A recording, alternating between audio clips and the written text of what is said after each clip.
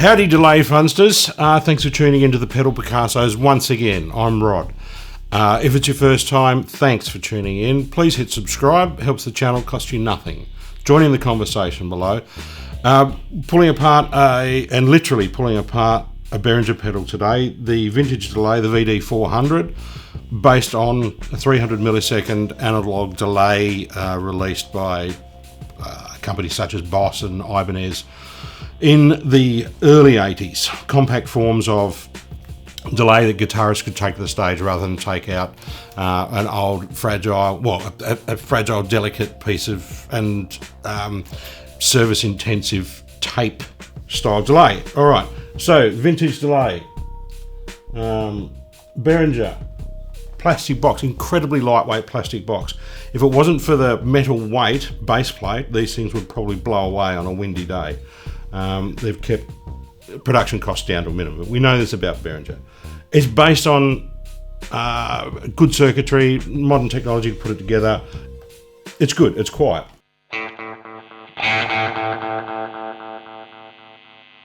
So you've got a range, as I said, up to 300 milliseconds. It's interesting, the controls on this are sort of a mix between what the Ibanez and the Boss early analog delays were. You rotate the rate control anti-clockwise to get an increase of time, and clockwise to get a shorter slap.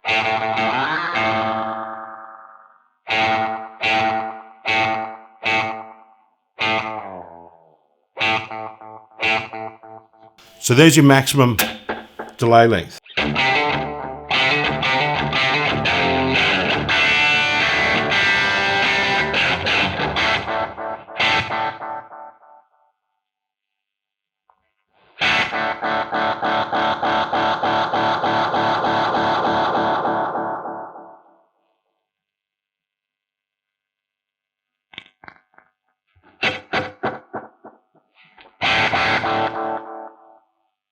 An echo, which is, it's got to be,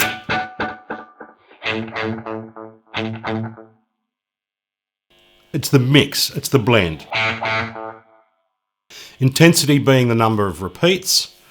All right, so let's replace those with time on the left, repeats on the right, and then mix in the middle.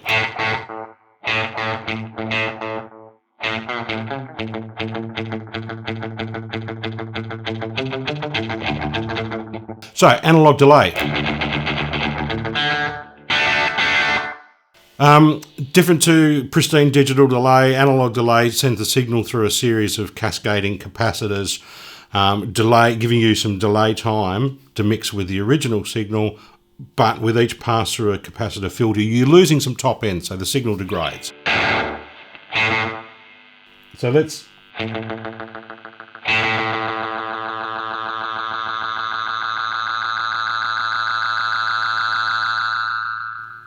And you can hear that it easily goes into oscillation mode, self-oscillation, which is a lot of fun if you want to have some fun.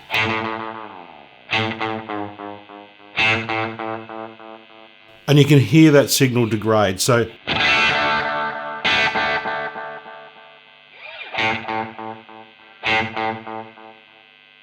sonically and harmonically, for a guitarist to have a delay that doesn't interfere with your original tone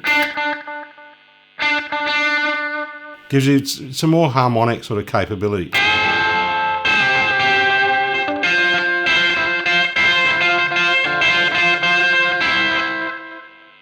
So it just adds to the colour palette of your guitar tones. Now, I understand that we can actually adjust this delay time with some internal trim pots. So, with the magic of editing, I'm going to pull this guy apart.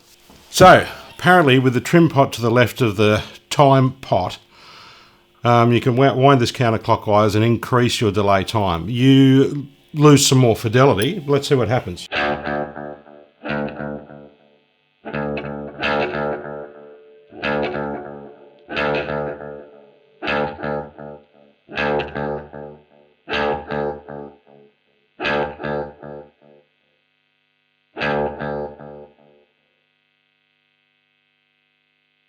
Cool, I've wound that out further.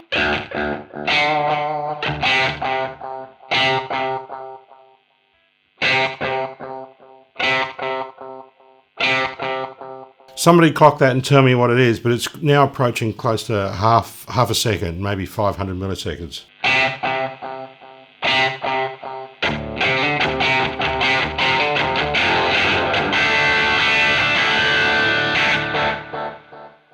You can see on the board here that jacks are PCB mounted, which is not the best sign for wear and tear. I mean, unless you've got this permanently affixed to a board with jacks, plugs and leads permanently affixed into it, and it's not going to be moving anywhere.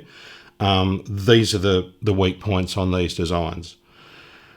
But elsewhere, it's a decent sounding analog delay.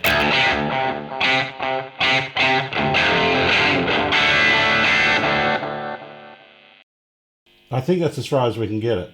I don't want to try and break this off, but yeah, it is.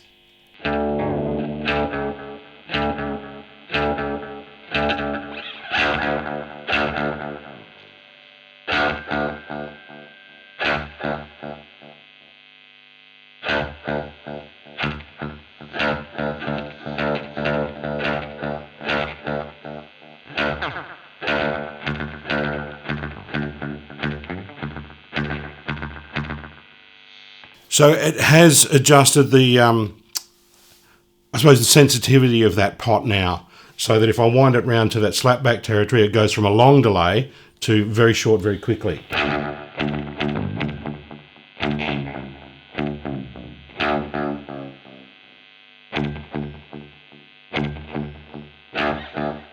But I like the option of having something that's slightly longer than 300 milliseconds.